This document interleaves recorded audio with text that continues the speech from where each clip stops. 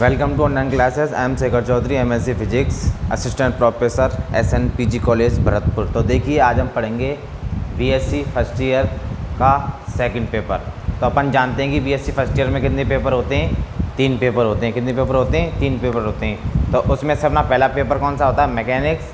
Second paper electromagnetism और third paper होता है ऑप्टिक्स। तो हम सेकंड पेपर के बारे में पढ़ेंगे, इलेक्ट्रोमैग्नेटिज्म। किसका? BSc फर्स्ट ईयर का सेकंड पेपर कौन सा है? इलेक्ट्रोमैग्नेटिज्म। और यूनिट कौन सी है? ये फर्स्ट है। तो देखिए, अपना इसका फर्स्ट टॉपिक होता है कि क्षेत्र। क्षेत्र क्या होता है? तो देखिए, क्षेत्र के बारे में पढ़ेंगे अपन। वह मुक्त आकाश, क्या? वह मुक्त आकाश जिसमें किसी भौतिक राशि का मान प्रेक्षण बिंदु के निर्देशांकों पर क्या करे? निर्भर करे। किसका? किसी भौतिक राशि का मान उसके प्रेक्षण बिंदु के निर्देशांकों पर निर्भर करे, उसे अपन क्या कहते हैं? क्षेत्र कहते हैं। क्या कहते हैं? उसे उस भौतिक राशि का क्षेत्र कहते हैं। जैसे देखिए, समझिए डायग्राम से, ये भी क्या है? कोई भी मुक्त आकाश है। तो हमने यहाँ पर क्या ले लिया? कोई भी ए प्रेक्षण बिंदु ले लिया। क्या ले लिया? ए क्या है अपना? ये ए है प्रेक्षण बिंदु। तो इसके निर्देशांक क्या है? हमने मान लिए x, y और z। ये क्या है? इसके निर्देशांक हैं। क्या है? ये इसके निर्देशांक हैं। तो वह मुक्त आकाश जिसमें किसी भौतिक राशि का मान, कोई भी भौतिक राशि मान लो अपन ने, फाई मान ली। कोई भी भौतिक राशि क्या मान ली अपन ने?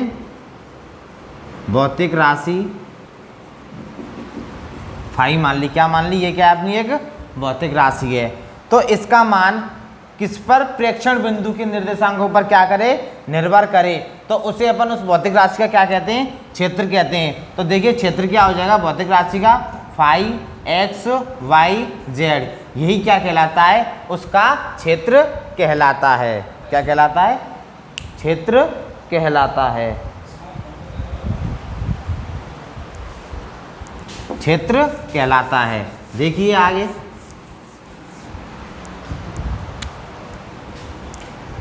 क्षेत्र कितने प्रकार का होता है? क्षेत्र कितने प्रकार का होता है? 2 प्रकार का होता है। 2 टाइप्स ऑफ फील्ड। फील्ड कितने प्रकार का होता है? 2 प्रकार का होता है। नंबर 1 अदिश क्षेत्र और नंबर 2 सदिश क्षेत्र। क्या कहलाता है? सदिश क्षेत्र। तो क्षेत्र अपने प्रकार के होते हैं, 2 प्रकार के होते हैं, सदिश क्षेत्र और अदिश क्षेत्र। अपन जानते हैं कि अदिश राशि और सदिश राशि क्या होती हैं। तो उसी आधार पर अपन क्या पढ़ेंगे? सदिश क्षेत्र और अदिश क्षेत्र को। तो अपन ने पढ़ा था कि अदिश राशि क्या होती है? वह भौतिक राशि जिसमें क्या होता है? परिमाण होता है, लेकिन उसकी दिशा नहीं होती, उसे अपन क्या कहते हैं? अदिश राशि कहते हैं। और सदिश क्षेत्र किसे कहते हैं? जिसमें परिमाण के साथ साथ उसकी दिशा भी होती है, उसे अपन क्या कहते हैं? सदिश राशि कहते हैं। तो देखिए, अपन फर्स्ट हेडिंग डालेंगे इसमें अदिश क्षेत्र। क्या डालेंगे? अदिश क्षेत्र।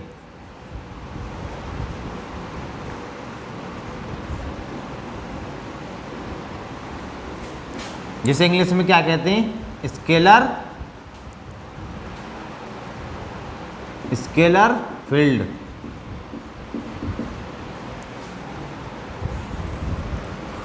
तो देखिए, अदिश क्षेत्र क्या होता है?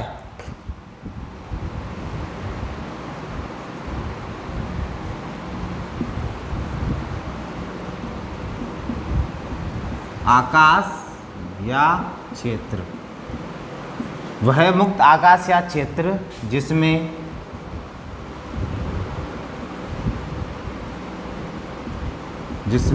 अदिश राशि का मान, अदिश राशि का मान, किसका मान? अदिश राशि का मान प्रेक्षण बिंदु के निर्देशांकों पर निर्भर करता है। क्या करता है? अदिश राशि का मान प्रेक्षण बिंदु के निर्देशांकों पर क्या करता है? निर्भर करता है। उसे उस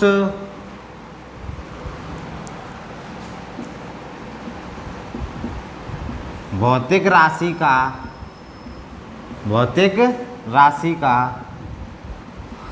अदिश क्षेत्र कहते हैं। अदिश क्षेत्र कहते हैं। क्या कहते हैं? अदिश क्षेत्र कहते हैं। अब देखिए इसमें अपन एक पॉइंट देखेंगे,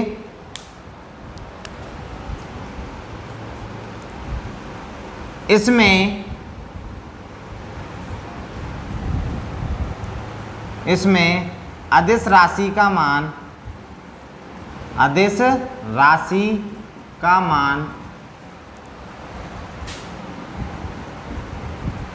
प्रेक्षण बिंदु में परिवर्तन के कारण, इसमें अदिश राशि का मान प्रेक्षण बिंदु में परिवर्तन के कारण इसके परिमाण में भी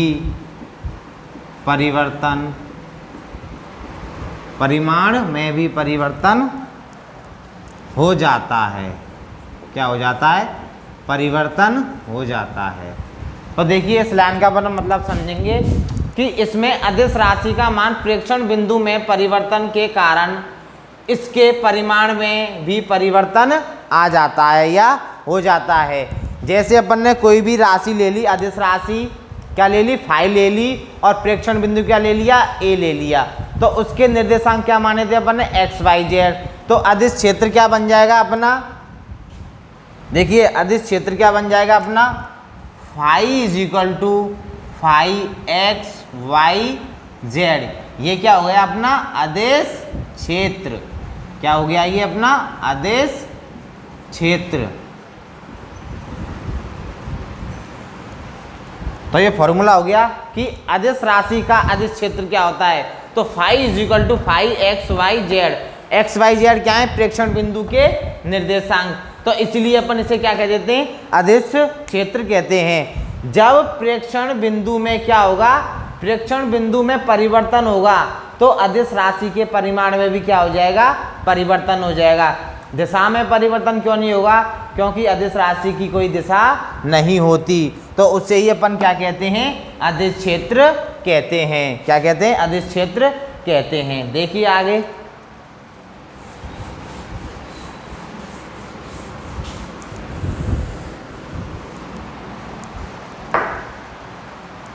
आगे, देखिए अदिश क्षेत्र के एग्जाम्पल। क्या? अदिश क्षेत्र के एग्जाम्पल। तो नंबर 1 देखिए, गुरुत्वीय विभव। गुरुत्वीय विभव कॉमा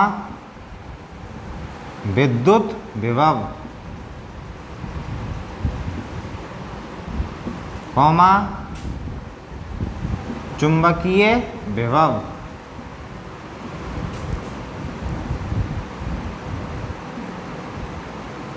कॉमा ताप कॉमा दाब कॉमा घनत्व। ये क्या हो गए अपने अदिश क्षेत्र के एग्जाम्पल या उदाहरण। तो पहला एग्जाम्पल क्या है? गुरुत्वीय विभव, ग्रेविटेशनल पोटेंशियल, विद्युत विभव, इलेक्ट्रिकल पोटेंशियल, चुंबकीय विभव, magnetic potential, temperature, pressure and density. क्या हो गए इसके? ये क्या हो गए? एग्जाम्पल हो गए किसके? अदिश क्षेत्र के।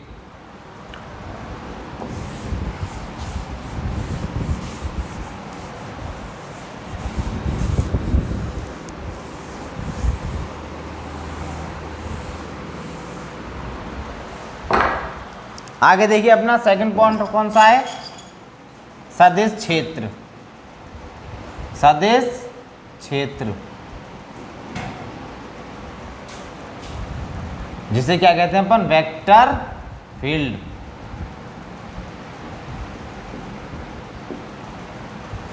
तो अपना वेक्टर फील्ड क्या होता है देखिए, वह मुक्त आकाश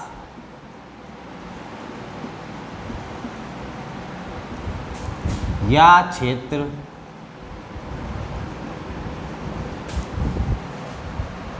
जिसमें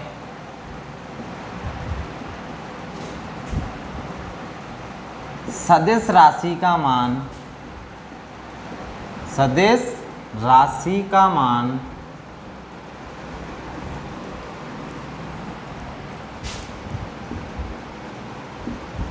प्रेक्षण बिंदु के निर्देशांकों पर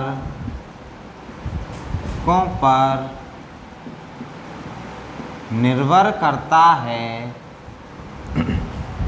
प्रेक्षण बिंदु के निर्देशांकों पर निर्भर करता है, उसे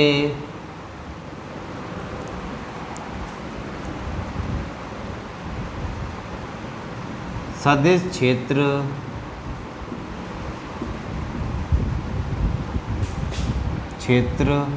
कहते हैं।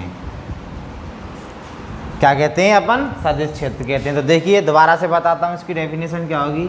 वह मुक्त आकाश या क्षेत्र जिसमें सदिश राशि का मान प्रेक्षण बिंदु के निर्देशांकों पर निर्भर करता है, उसे सदिश क्षेत्र कहते हैं। क्या कहते हैं? सदिश क्षेत्र कहते हैं। अब देखिए अपन ने सदिश राशि में क्या होता है, सदिश राशि का परिमाण भी होता है और दिशा भी होती है। तो प्रेक्षण बिंदु में अगर परिवर्तन होगा तो उसके साथ ही सदिश क्षेत्र की परिमाण व दिशा दोनों में भी क्या आ जाएगा? परिवर्तन आ जाएगा। क्या आ जाएगा? परिवर्तन आ जाएगा। देखिए आगे देखिए, माना सदिश क्षेत्र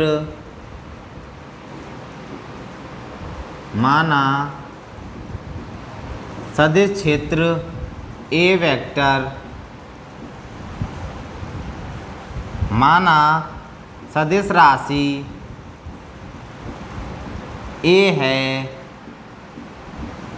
तो उसका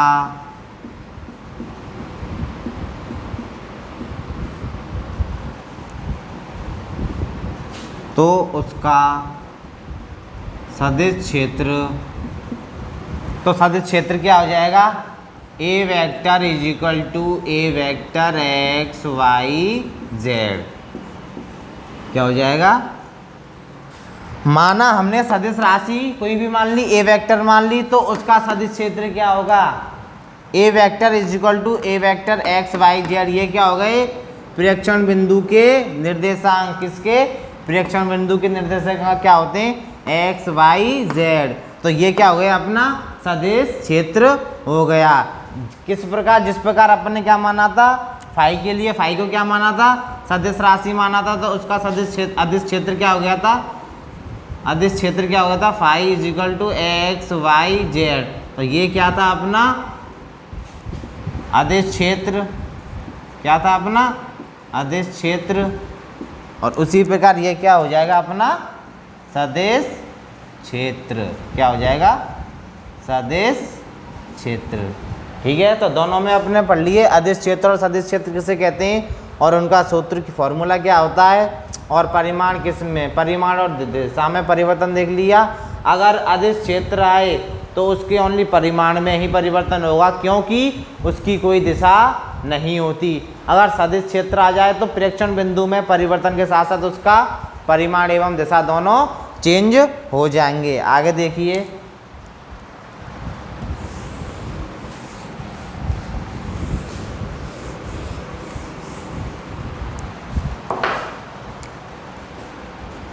अब पढ़ेंगे अपन सदिश क्षेत्र के एग्जाम्पल।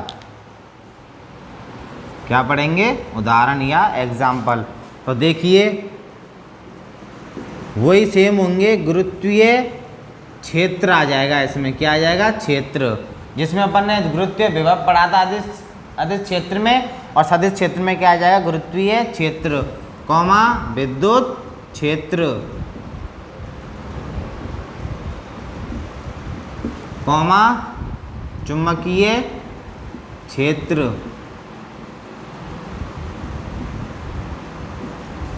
ETC। तो ये किसके एग्जाम्पल हो गए अपने सदिश क्षेत्र के। कौन कौन से? गुरुत्वीय क्षेत्र ग्रेविटेशनल फील्ड, विद्युत क्षेत्र इलेक्ट्रिक फील्ड और चुंबकीय क्षेत्र मैग्नेटिक फील्ड। ये क्या हो गए अपने सदिश क्षेत्र के एग्जाम्पल। ठीक है, आगे देखिए।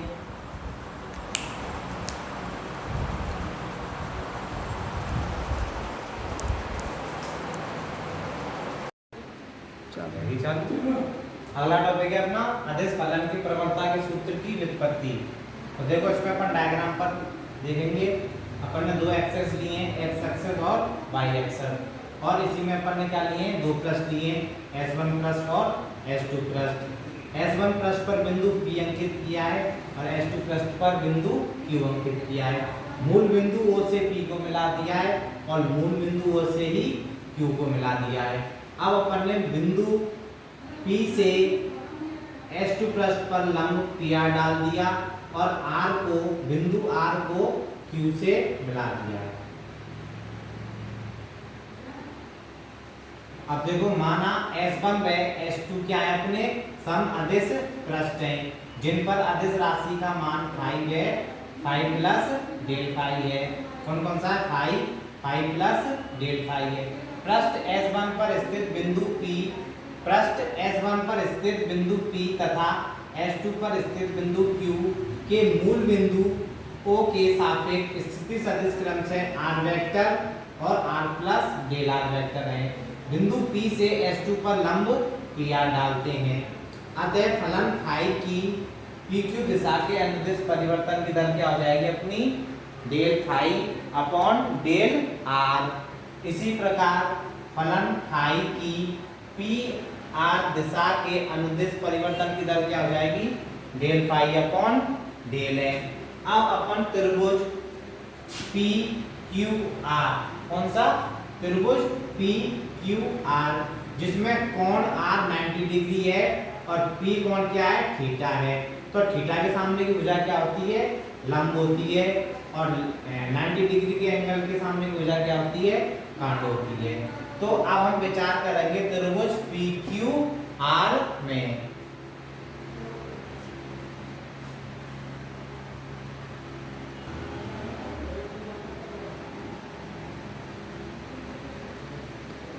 अतः त्रिभुज PQR में माना डेल R वेक्टर व डेल N वेक्टर के मध्य का कोण क्या माना था अपन ने? थीटा माना था। तो PR = PQ cos theta, PR = PQ cos theta. तो PR के लिए क्या था? एक वेक्टर का मान dn और PQ के लिए dr। तो dn = dr cos थीटा। अपन ने यहाँ से dr का मान निकाल लिया, dn अपॉन cos थीटा, समीकरण नंबर 1। अब PQ दिशा में फलन फाई के परिवर्तन की दर को निम्न प्रकार व्यक्त किया जा सकता है। d phi upon dr = d phi upon dn cos theta. अब अधिकतम परिवर्तन की दर, तो d phi upon dr maximum. अधिकतम परिवर्तन की दर किसके साथ आएगी? दूरी के साथ। तो दूरी के साथ ही लिया अपन ने मैक्सिमम, तो maximum d phi upon dr = d phi upon dn cos theta. चूंकि हम जानते हैं कि cos थीटा का अधिकतम मान 0 डिग्री पर होता है। वो कितना होता है? 1 होता है। अतः d phi upon dr maximum = d phi upon dn, equation number 2। अब इस समीकरण के लिए तो अपने क्या थे? आंशिक रूप से अवकलज थे। अब अपन किस में लेंगे? पूर्ण अवकलज के रूप में। तो d phi upon dr maximum = d phi upon dn। आगे देखो, अर्थात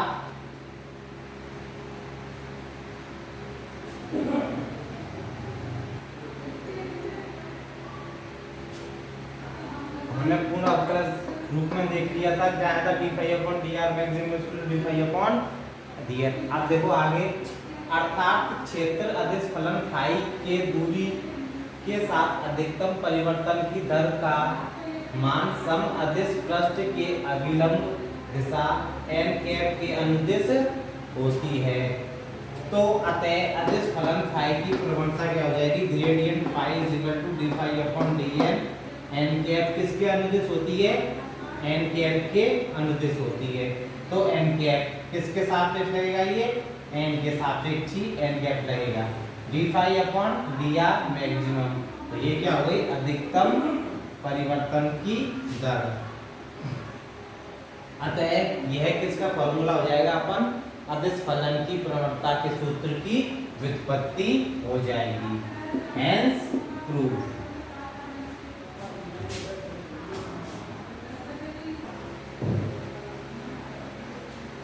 अगला टॉपिक है अपना कार्तिक निर्देशांकों के रूप में अदिश फलन की प्रवणता। देखिए अपन ने प्रवणता की परिभाषा पढ़ी ली थी। तो अदिश फलन की प्रवणता की परिभाषा से gradient phi is equal to d phi upon d n n cap, ये सूत्र है उसका, इक्वेशन नंबर 1 मान लिया इसको। अपन जानते हैं कि del r vector is equal to d x i cap plus d y j cap plus d z k cap होता है ये। तो gradient phi dot del r vector is equal to d phi upon d n and cap dot del r. तो del r में क्या कर दिया, दोनों पक्षों में क्या कर दिया अपन ने, गुणा कर दिया। आगे देखिए n cap dot del r vector is equal to क्या होता है, डी आर कॉस थीटा होता है। अपन ने जब सूत्र व्युत्पन्न किया तो डी आर कॉस थीटा, यहाँ देखो चूंकि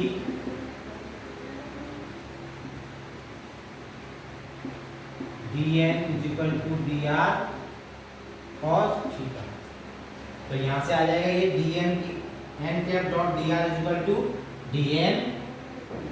आगे देखो समीकरण नंबर 3,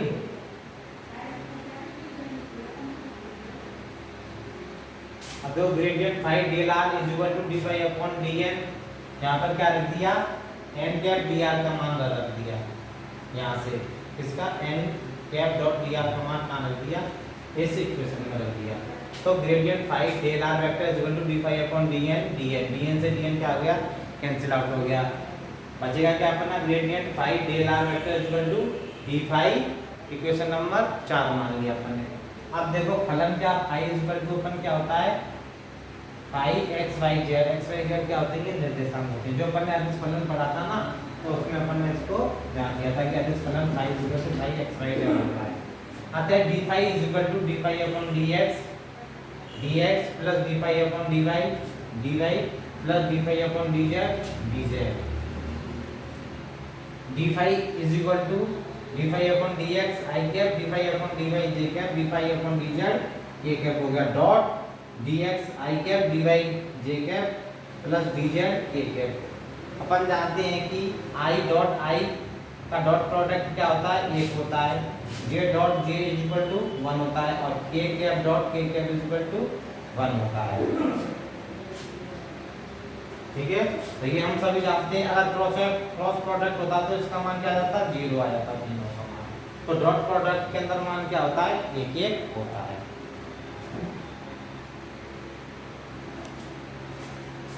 अपन ने यहाँ तक पढ़ लिया था i dot i is equal to 1, j dot j is equal to 1, k dot के इज इक्वल टू 1। अब आगे देखिए d phi is equal to d phi upon d x i cap plus d phi upon d y j cap plus d phi upon d z k cap dot del r d r vector.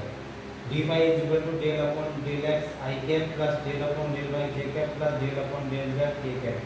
Phi को कहाँ निकाल लिया, मान निकाल लिया, into del r vector, equation number 5। अब gradient रूप में देखिए gradient phi is equal to i cap del upon del x plus j cap del upon del Y plus k cap del upon del z dot phi. यहाँ पर gradient phi dot are था, तो यहाँ से are cancel हो गया और D phi का मान कहाँ रख दिया, यहाँ रख दिया। तो डेल आर से डेल आर कैंसिल हो जाएगा। तो इक्वेशन क्या बचेगी, gradient phi is equal to I del upon del x plus J del upon del Y plus K del upon del Z. ठीक है, समीकरण 4 और 5 से इक्वेशन समीकरण 4 व 5 से इक्वेशन 4 व 5 से क्या आ गया, लिया गया। अब gradient phi is equal to अपन इसको किस रूप में लिख सकते हैं, नेबुला के रूप में। तो नेबुला क्या बोलते हैं, डेल्टा डॉट फाई डॉट के रूप में। तो हेंस ये किस रूप में आ गया, अपने कार्तिकीय निर्देशांकों के रूप में अदिश फलन की प्रवणता।